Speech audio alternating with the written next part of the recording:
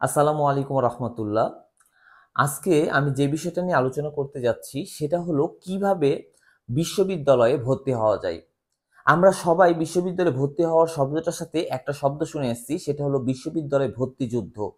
ঠিক তাই, ভর্তি যুদ্ধ এটা একটা। কিন্তু এই যুদ্ধটাকে কি করে সহজ করে নেওয়া যায় সেই বিষয়টা আমাদের মাথায় নিয়ে আসতে হবে। তো আমরা কিভাবে নিয়ে আসবো সেই বিষয় নিয়ে আমি আজকে ভিডিওটা আলোচনা করছি। তো তোমরা দেখো, এখানে আমি কিছু কথা লিখেছি। নো প্যানিকড, তোমাকে আতঙ্কিত হওয়া যাবে না। নো প্যানিক মানে আতঙ্কিত হওয়া যাবে না, আতঙ্কিত হলেই তুমি কিন্তু হেরে যাবা। 2 নম্বরে কি, নো টেনশন, কোনো রকম টেনশন করা যাবে না। আর 3 নম্বরে কি বলেছি, তোমাকে অনলি অ্যাটেন্টিভ হতে হবে, মনোযোগী হতে হবে। তারপরে কি লিখেছি, কনফিডেন্স, তোমাকে আত্মবিশ্বাসী হতে হবে, আত্মবিশ্বাসটা নিয়ে আসতে হবে তোমার ভেতরে। এবং 3 নম্বরে কি বলেছি, মোর অ্যান্ড মোর স্টাডি, প্রচুর প্রচুর পরিমাণে তোমাকে পড়াশোনা করতে হবে। এবং তারপরে কি নিয়ে এসেছিস, স্ট্র্যাটেজি, তোমাকে কৌশল অবলম্বন করতে হবে। কৌশল কিভাবে অবলম্বন করতে হবে, আমি আমার বিষয়টাই বলি। আমি রাজশাহী বিশ্ববিদ্যালয়ে আমি 2013 সালে অ্যাডমিশন টেস্ট পরীক্ষা দিই এবং আমি প্রথমেই কিন্তু রাজশাহী বিশ্ববিদ্যালয়ে চান্স পাই এবং জিওগ্রাফি অ্যান্ড এনভায়রনমেন্টাল স্টাডিজে ভর্তি হই। এবং সেই সাবজেক্টটা আমার হয়তো পড়তে অতটা ফেভার না করার কারণে আমি আবারও অ্যাডমিশন দিই 14 সালে। এবং 14 সালে আবারও আমি বিশ্ববিদ্যালয়ে ভর্তি হই সোশ্যোলজি ডিপার্টমেন্টে। তো আমার এই পূর্ব অভিজ্ঞতা এবং আমি প্রতি বছর বিশ্ববিদ্যালয়ে অ্যাডমিশন টেস্ট পড়াই, এগুলোর অভিজ্ঞতার আলোকে আমি যেই শর্টকাট মেথডগুলো তৈরি করেছি, যে কৌশলগুলো, কোন কৌশলে পড়লে আপনি চান্স পাবেন, আপনার যুদ্ধটা সহজ হবে, আমি সেই বিষয়গুলো নিয়ে আলোচনা করেছি। আর আজকে আমি যে বিষয়টা বিশেষ করে আলোচনা করি সেটা হলো ইংরেজি। ইংরেজি নিয়ে অনেকে আতঙ্কিত হয়, ইংলিশ অনেক ডিফিকাল্ট সাবজেক্ট, অনেক ডিফিকাল্ট সাবজেক্ট, কি করে আমি সলভ করব। হ্যাঁ, বা আপনারা ইতিমধ্যে শুনেওছেন যে ঢাকা বিশ্ববিদ্যালয়ে মাত্র 3% পাস করেছে আজ থেকে 3-4 বছর আগের অ্যাডমিশন টেস্টে। তো আপনি, এটা ছাত্রছাত্রীদের that is the biggest mistakes of their life, তাদের জীবনে এটা অনেক বড় ভুল। তারা সঠিক কৌশল অবলম্বন করতে পারে না। আমি কিছু টিপস দিচ্ছি, দেখেন। আপনার গ্রামাটিক্যালে অনেকগুলো টপিক আছে, আমি এখানে 10টা টপিক দিয়েছি। এই 10টা, 1 2 থেকে 10টা টপিক দিয়েছি। এই 10টা টপিক থেকে আপনি প্রত্যেকটা বিশ্ববিদ্যালয়ে আপনি মিনিমাম 10-12টা প্রশ্ন পাবেন। ঠিক আছে? তাহলে আমরা দেখেন 10-12টা প্রশ্ন এখান থেকে হয়ে যাচ্ছে। তাহলে আপনার 55-52-55টা টপিকের কোনো প্রয়োজন ওইভাবে পড়বে না। তো দেখেন, 1 নম্বরটা আমি প্রথমত আমি বলি পার্ট 1। পার্ট 1 এটা 1 নম্বর ক্লাস চলছে। আমি এইরকম 4-5টা ক্লাস দিয়ে দিব। আপনি এইগুলোর থেকে হুবহু কমন পাবেন। আমি গ্যারান্টি দিয়ে দেব। আপনি এইগুলো থেকে কমন পাবেন। দেখেন, 1 নম্বরটা কি বলেছি আমি, part of speech. Part of speech, তাহলে এখান থেকে কোয়েশ্চেন আসবেই। রাজশাহী ভার্সিটিতে এখান থেকে কোয়েশ্চেন আসবে, ইভেন অন্যান্য ভার্সিটিতেও এখান থেকে কোয়েশ্চেন আসবে। আচ্ছা, কি টাইপসের কোয়েশ্চেন আসবে দেখেন, আমি এখানে 2টা তীর চিহ্ন দিয়ে দিচ্ছি। What is the part of speech of development, দেখা যাচ্ছে এরকম কোয়েশ্চেন দিয়ে দিল। What is the part of speech of development, what is the part of speech of beautiful. ঠিক আছে? তো এইটা বা এরকম বলতে পারে বিউটিফুল এর নাউন ফর্মটা কি, what is the from beautiful, what is the noun form of beautiful, beautiful এর নাউন ফর্মটা কি, এরকম কোয়েশ্চেন আসতে পারে। ঠিক আছে? তারপরে আবার কোয়েশ্চেন আছে, I M a student of Rajshahi university, রাজশাহীর নিচে আন্ডারলাইন করে দিল। বললো রাজশাহীটা কি, what what types of part of speech of Rajshahi. আপনি এই অ্যান্সারগুলো আমি অনেক সহজভাবে আমার ইউটিউব চ্যানেলে আমি ক্লাসগুলো দিয়ে রেখেছি, আপনারা অবশ্যই দেখবেন। হ্যাঁ, যেমন এটাতে ডেভেলপমেন্ট, ডেভেলপমেন্ট এটা দ্যাটস কল্ড নাউন। কেন? কারণ আমরা কোনো ওয়ার্ডের শেষে টিআইওএন, এসআইওএন, হু, ডোম, ness, tie, sigh, C, N, C, ইজো, মেন, শিপ, অর, এগুলো যদি থাকে, হ্যাঁ, তাহলে আমরা দ্যাটস কল্ড নাউন বলবো। রেস্টুরেন্ট, আপনি ফলো করেন ডেভেলপমেন্ট, এমইএনটি মেন্ট আছে, এই যে এমইএনটি মেন্ট, মেন্ট আছে, সো দ্যাটস কল্ড নাউন। আর পয়েন্টটা হচ্ছে, আমি এটা প্রচুর পরিমাণে আসে, I am student of Rajshahi university, এটা প্রচুর পরিমাণে আসে কিন্তু রাজশাহী ইউনিভার্সিটিতে। রাজশাহী, রাজশাহীটা কি পার্ট অফ স্পিচে, এটা একটা অ্যাডজেক্টিভ হবে। অনেক ছাত্রছাত্রী বলে ফেলবে এটা নাউন, নাউন বলবে, কিন্তু নাউন না, এটা অ্যাডজেক্টিভ। কেন? কারণ পাশাপাশি দুটো নাউন থাকলে প্রথম নাউনটা অ্যাডজেক্টিভের কাজ করে। এটা বিস্তারিত আরো ক্লাস আপনি ইউটিউব চ্যানেলে যাবেন, আপনি এগুলো পাবেন, সমস্যা নাই। পাশাপাশি দুটো নাউন থাকলে প্রথমটা অ্যাডজেক্টিভের কাজ করে, তাহলে এটা আমরা অ্যাডজেক্টিভ বলবো, অ্যাডজেক্টিভ। এইভাবে পার্ট অফ স্পিচ থেকে কোয়েশ্চেন আসতে পারে। তারপরে আমি আরো একটা কথা না বললেই নয়, যেটা রাজশাহী ইউনিভার্সিটিতে প্রচুর প্রচুর প্রচুর পরিমাণে আসে, সেটা হলো সেলফ যুক্ত থাকলে সেটা কি প্রোনাউন, প্রোনাউন থেকে এটা আসে।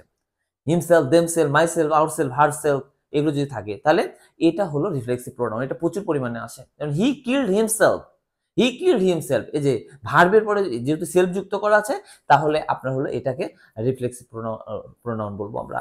এটা প্রচুর পরিমাণে আসে কিন্তু। আচ্ছা, 1 নম্বর হলো। 2 নম্বর কারেকশন। কারেকশন, আপনি একটা বাক্য লিখে দিবে, ওখানে ভুল দেওয়া থাকবে, 4-4টা বাক্য দেওয়া থাকবে, ঠিক আছে? আমাকে কোনটা হবে সেটা বের করতে হবে। তো কারেকশন, যেমন এখানে আমি একটা লিখছি the patient die before the doctor came, ঠিক আছে? এটা ভুল দেওয়া আছে, এখন 4টা অপশন দিবে। তো আমি 4টা অপশনের চিন্তা আমার মাথায় রাখবো না, না হলে কিন্তু কাজ হবে না। আমাকে রুলস করে আমাকে জানতে হবে, আর 4টা অপশন আমাকে হেল্প করবে। এটা জাস্ট যে 4টা অপশন আছে, আমি দেখবো আমার রুলসের সাথে কোনটা ম্যাচ করছে, ঠিক আছে? এটা আপনি রুলস অপশনের চিন্তা কখন করবেন, যে 4-4টা তো অপশন আছে, একটা মারবো, কাজ হয়ে যাবে। আমি রুলসটা মুখস্থ, দেখেন এখানে আমি বিফোরের রুলসটা দিয়েছি। বিফোর মানে পূর্বে, বিফোর মানে কি পূর্বে, তাহলে আমি এখানে যে রুলসটা দিয়েছিলাম বিফোর মানে আগে, তাহলে আগেরটা হবে হ্যাড প্লাস ভি3, আর আগেরটা যদি হ্যাড প্লাস ভি3 হয় তাহলে পরেরটা কি হবে ভি2। আবার আফটার যদি থাকে তাহলে আফটার মানে পরে, তাহলে পরেরটা হবে হ্যাড প্লাস ভি3 আর প্রথমেরটা কি হবে ভি2। তাহলে বিফোর মানে পূর্বে, ঠিক আছে? তাহলে পূর্বে হলে হ্যাড প্লাস ভি3, যে হ্যাড দিলাম আর ভি3 ডাইড, ঠিক আছে?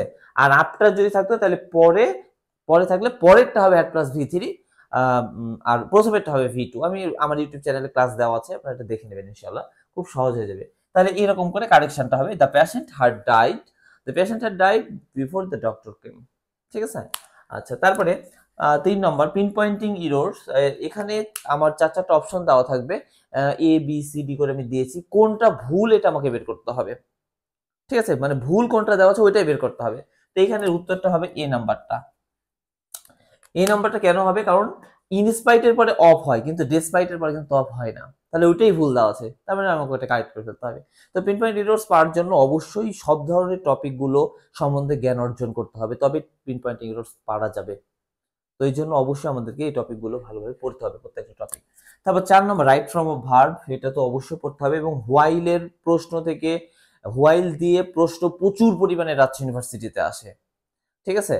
তো হোয়াইলের 3টা রুলস আছে, একটা হলো এম ইজ প্লাস ভার্বের সাথে আইএনজি যুক্ত হতে পারে, ওয়াজ ওয়ার প্লাস ভার্বের সাথে আইএনজি যুক্ত হতে পারে, আবার শুধু ভার্বের সাথে আইএনজি যুক্ত হতে পারে। তাহলে কখন কোনটা দিব সেটা আমি ক্লাস দিয়েছি, তারপর হালকা করে বলে দিচ্ছি আমি।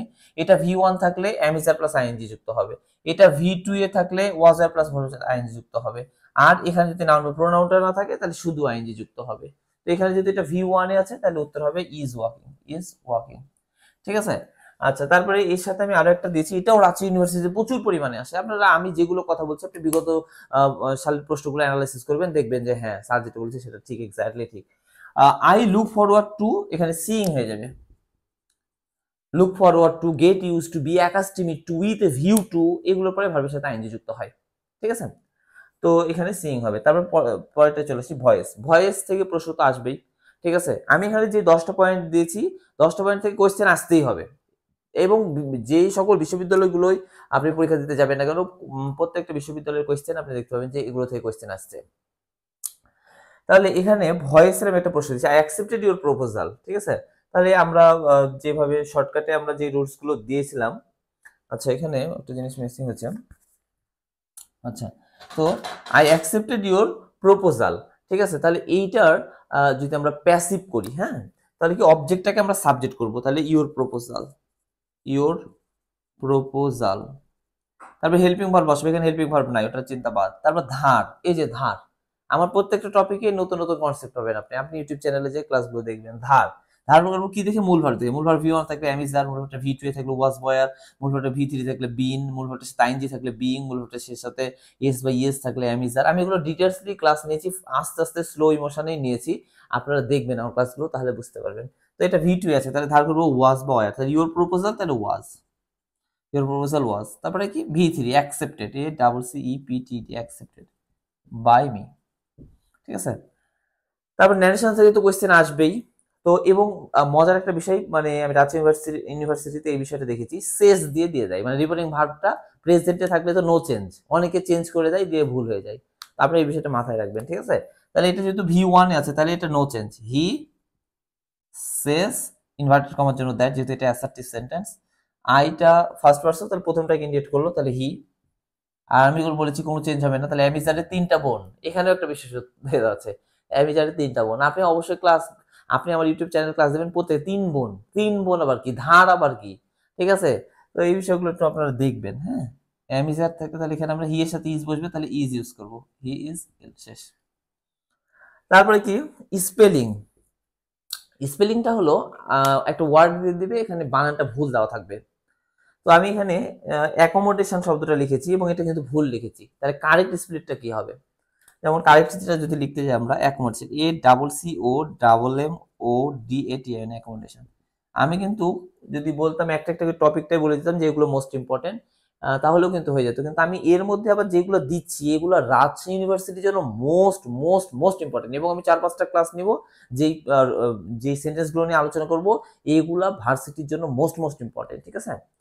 আচ্ছা, তারপর নাম্বার অ্যান্ড জেন্ডার, যেমন বলবে what is the ফ্যামিলিন gender of Fox, তাহলে আমরা যেমন এখানে দিয়েছি ভিক্সন, ঠিক আছে? তাহলে এটা এগুলো মুখস্থ করতে হবে, মুখস্থ করলেই পারা যাবে।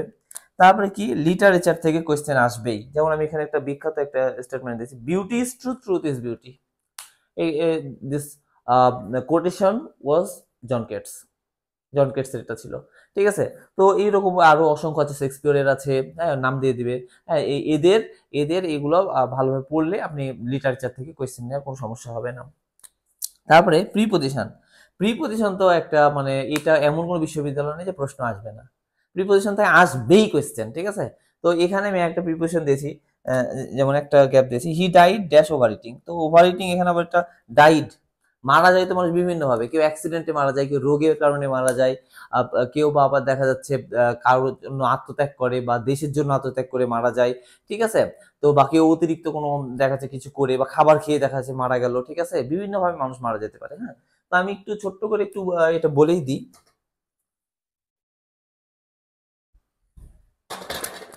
যেমন কেউ যদি রোগের কারণে মারা যায়, রোগের লিখে আমি রাখলাম, রোগের কারণে মারা গেলে অফ বসবে। তারপরে হলো যে অ্যাক্সিডেন্টে, ACCIDENT, অ্যাক্সিডেন্টে যদি কেউ মারা যায় তাহলে বাই বসবে। কেউ যদি আত্মত্যাগ করে, আত্মত্যাগ যদি করে তাহলে ফর বসবে। তারপরে অতিরিক্ত বললাম, অতিরিক্ত দেখা যাচ্ছে অতিরিক্ত কোনো কিছু করে, তাহলে সেক্ষেত্রে ফ্রম, FROM, ফ্রম। তাহলে একটা করে উদাহরণ দিই, রোগের কারণে যদি বলি তাহলে he died of cancer, he died of cancer, তাহলে একটা রোগের কারণে তাই অফ ইউজ করলাম। Accident, he died by bus accident, bus accident মারা গেছে তাহলে বাই ইউজ করলাম। আত্মত্যাগ, in 1971 our freedom fighters died for our country, তাহলে আত্মত্যাগ করলো আমাদের ফ্রিডম ফাইটার্সটা, এই জন্য ফর। আর অতিরিক্ত, অতিরিক্ত খাবার খেয়ে কেউ মারা গেল, দেখা যাচ্ছে অতিরিক্ত বেশি বেশি খেয়ে ফেললো একটু, ঠিক আছে? যেমন আমাদের বিশ্বজিৎ স্যার, বিশ্বজিৎ স্যার আমাদের পরিচিত একটা স্যার আছে, তো উনি প্রচুর খেত, তো এরকম একটা মানে এই উদাহরণটার কথা মনে করলে আমার ওই কথাটা মনে পড়ে যায়, এই জন্য এই কথাটা বললাম আপনাদের সামনে। তাহলে he died from over eating, ঠিক আছে? আচ্ছা, তারপরে কি, তাহলে দেখি আমরা এখানে কি দিয়েছিলাম, আচ্ছা এটা ওভার ইটিংই আছে, তাহলে কি died from, FROM, died from. Okay dear student, তো এখানে আমি 10টা বাক্য দিয়েছি, this is the most most most most important for arts university. হ্যাঁ, তো যাই হোক এরকম আমি আপনাদেরকে দিতে থাকবো ইনশাল্লাহ, আপনারা এগুলো দেখবেন, আপনারা হাজার হাজার বাক্য পড়ে যদি কাজ না হয়, অল্প কয়েকটা বাক্য পড়ে যদি কাজ হয়ে যায়, তাহলে আপনারা এইগুলো ফলো করবেন। তো যাই হোক আমি আরেকটা বিষয় একটু তথ্য দিতে চাই, সেটা হচ্ছে আপনাদের বই রেফারেন্স, বুকস রেফারেন্স। তো কোন বইগুলো পড়লে ভালো হয়, আমি স্পেসিফিক ভাবে কোনো বইকে আমি ইন্ডিকেট করে আমি বলবো না, তবে আমি যেগুলো পড়েছিলাম সেটার কথা আমি বলতে পারি। যেমন বাংলা, বাংলা আপনি নবম দশম শ্রেণীর যে বাংলা দ্বিতীয় পত্রের যে ব্যাকরণ বইটা আছে, বইটা ফলো করতে পারেন। এবং জয়কুলি সিরিজের বাংলা বিচিত্রা যে বইটা বাজারে পাবেন, আপনি ওই বইটা নিয়ে নিতে পারেন। আর ইংলিশের জন্য মাস্টার জাহাঙ্গীর আলম ভাইয়ের বইটা আপনি পড়তে পারেন। আর জেনারেল নলেজ, সাধারণ জ্ঞান, জিকে, জর্জ সিরিজের আপনার হলো যে বাংলাদেশ এবং আন্তর্জাতিক, এই দুইটা বই নিয়ে আপনি পড়তে পারেন। আপনি দেখা যাচ্ছে অনেক মোটা মোটা বই নিলেন, সেই বইগুলো পড়ে কাজ হবে না, আপনি অল্প পড়াতে কিন্তু একটু ভালোভাবে পড়েন, আর এগুলো আপনাকে প্রচুর পরিমাণে সময় দিতে হবে, আপনি এগুলো মানে প্রচুর পরিমাণে পড়াশোনা করেন, ইনশাল্লাহ চান্স হয়ে যাবে আল্লাহর রহমতে। তো আমি যেই টিপসগুলো দিচ্ছি এই টিপসগুলো অবশ্যই আপনি ফলো মনে রাখবেন। আর সর্বশেষ আমি একটা কথা বলে শেষ করতে চাই, সেটা হলো মনে রাখবেন, একবার চান্স না পেলেই আপনি বিপদে পড়ে গেলেন। এই জন্য আপনার এটাই সুযোগ, এটাই সুবর্ণ সুযোগ, এই যে কয়টা মাস আছে, কয়টা মাস প্রচুর প্রচুর পরিমাণে পড়ে আপনি বিশ্ববিদ্যালয়ে ভর্তি হয়ে যান। সবাই ভালো থাকবেন, ভাই।